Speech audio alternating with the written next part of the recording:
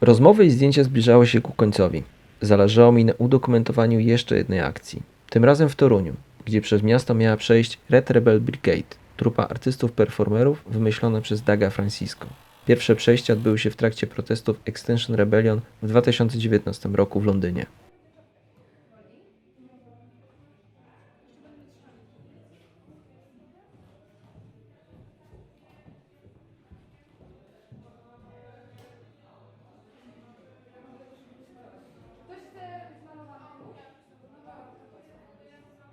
W trakcie przygotowań na krótką rozmowę zgodziła się Lena, jedna z uczestniczek.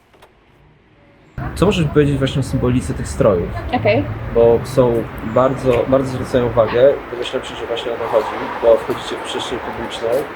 I co możesz powiedzieć na temat symboliki kolorów i początków tego performance'u? Czerwień symbolizuje krew, a krew, która łączy tak naprawdę wszystkie gatunki, czyli jest to właśnie ta jedność międzygatunkowa i o której pamiętamy i która jest czymś tak naprawdę niezależnie czy gdzie mieszka i jakie jest to zwierzę, czy jaka istota, to ta krew nas łączy, więc to jest ten symbol.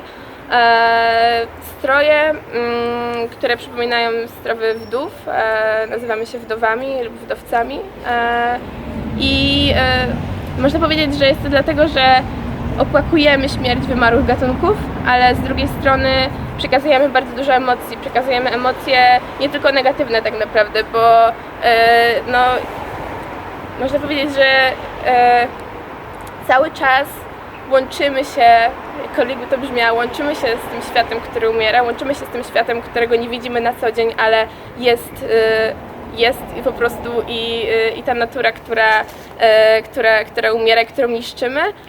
To jest to jakiś sposób połączenia się z nią i można powiedzieć wyjścia z tego zgiełku i szybkiego tempa miasta do takiego zwrócenia uwagi, dlatego też ten kolor tak naprawdę, żeby też jednak zwrócić uwagę i wybić się z takiego szumu i chaosu miejskiego, zwrócić na siebie uwagę i pokazać prawdziwe emocje, które nami kierują, kiedy wiemy o kryzysie klimatycznym, czyli po prostu złość, frustracja, smutek, pełno innych emocji, ale też właśnie otwarcie, miłość, nadzieja i te wszystkie emocje, które nami kierują, kiedy walczymy jednak o naszą przyszłość.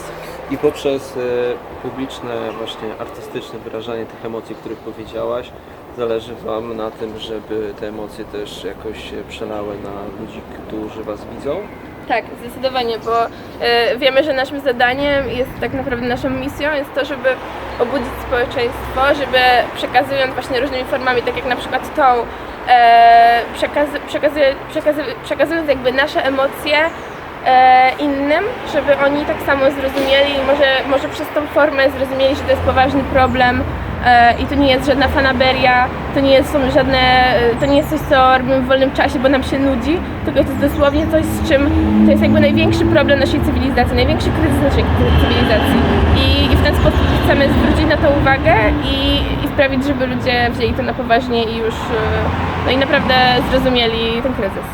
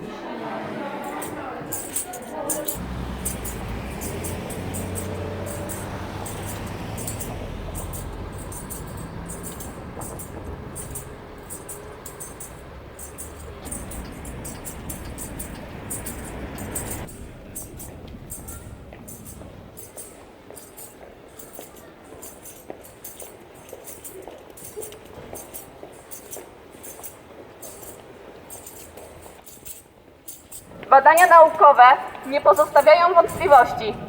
Jesteśmy świadkami gwałtownego ocieplenia klimatu oraz szóstego masowego wymierania. Jeśli nie podejmiemy niezwłocznie radykalnych, zdecydowanych kroków, nasz gatunek również czeka zagłada. Jesteśmy w początkowej fazie załamania klimatu naszej planety. Globalne ocieplenie postępuje coraz szybciej. Dzika przyroda jest unicestwiana na całym świecie. Gigantyczne pożary, potężne burze i huragany, powodzie i długotrwałe susze już dziś występują ze znacznie większą niż do tej pory częstotliwością i intensywnością. Toksyczne powietrze, którym oddychamy, niszczy nasze zdrowie i przyczynia się do przedwczesnej śmierci dziesiątek tysięcy Polaków rocznie. Problem głodu i wojen będzie narastał w miarę wyczerpywania się zasobów wody pitnej oraz załamywania się globalnego systemu produkcji żywności. Kryzys ekologiczny, w którym pogrążona jest Polska i cała Ziemia, nie może być dłużej negowany ani ignorowany przez jakąkolwiek osobę kierującą się wiedzą naukową, racjonalnym umysłem, zasadami etycznymi czy zasadami wiary. Rządy przez lata stawiały krótkotrwałe korzyści polityczne i zyski prywatnych firm ponad dobrem ogółu, pozbawiając w ten sposób demokrację jej istoty. Dramatyczny przekaz współgrał z wyrażaną przez wielu, których spotkałem w ostatnich miesiącach, potrzebą zdecydowanych działań wobec klimatycznej katastrofy. Na krótką rozmowę zgodził się Przemek. Przemek, powiedz, w jakiej jesteś dzisiaj roli na tej akcji? Ja dzisiaj stanowię informacje, rozmawiam z ludźmi, zaczepiam ich, rozdaję ulotki, tłumaczę czemu tu jesteśmy, po co tu jesteśmy i co robimy. I czemu tu jesteście?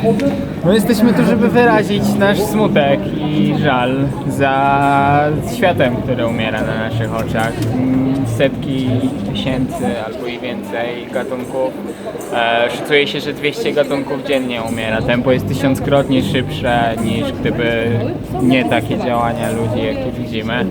No i też mnóstwo ludzi umiera, jeszcze więcej będzie umierało Przez zanieczyszczenie powietrza na przykład. przez zanieczyszczenie powietrza, przez skrajne zjawiska pogodowe związane z ociepleniem klimatu i tak dalej. Słuchaj, zaczepiają cię ludzie na ulicy, ty ich informujesz, o co chodzi w tej akcji, z jakimi się spotykasz reakcjami?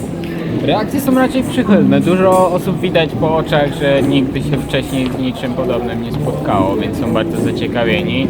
Część osób oczywiście jest zupełnie obojętna, ale dużo osób pokazuje jakby swoje wsparcie, tak, że zgadza się z postulatami i że jakby to jest dla nich ważny problem. Więc myślę, że generalnie raczej neutralno-pozytywne bym powiedział. Czy XR jest twoim pierwszym ruchem ekologicznym, środowiskowym, do którego dołączyłeś? Tak. I jak to się stało, że zacząłeś być aktywistą? Wiesz co, stało się to, ja po prostu zrozumiałem, że to jest w końcu coś, do czego mam przekonanie, że może być skuteczne. Jakby temat zmiany klimatu i katastrofy klimatycznej był dla mnie bardzo ważny przez ostatnie kilkanaście lat, ale nie widziałem żadnych narzędzi, które mógłbym jakby pokazać na zewnątrz, które mogłyby przynieść jakikolwiek efekt, więc starałem się nie jeść mięsa i robić inne takie osobiste rzeczy, ale nie widziałem przestrzeni efektywnego działania. No i w pewnym momencie jak słyszałem o tym, co robi XR i o całej idei nieposłuszeństwa obywatelskiego bez użycia przemocy i że faktycznie historycznie tak wygląda zmiana społeczna. To, że mamy 8-godzinny dzień pracy i urlopy, na przykład macierzyńskie, to też jest kwestia walki ruchów zawodowych i różnych związków ludzi pracy walcząc o swoje prawa, tak? To, że w wielu miejscach na świecie mamy małżeństwa homoseksualne i tak dalej. To, że w Polsce nie mamy komuny, tak?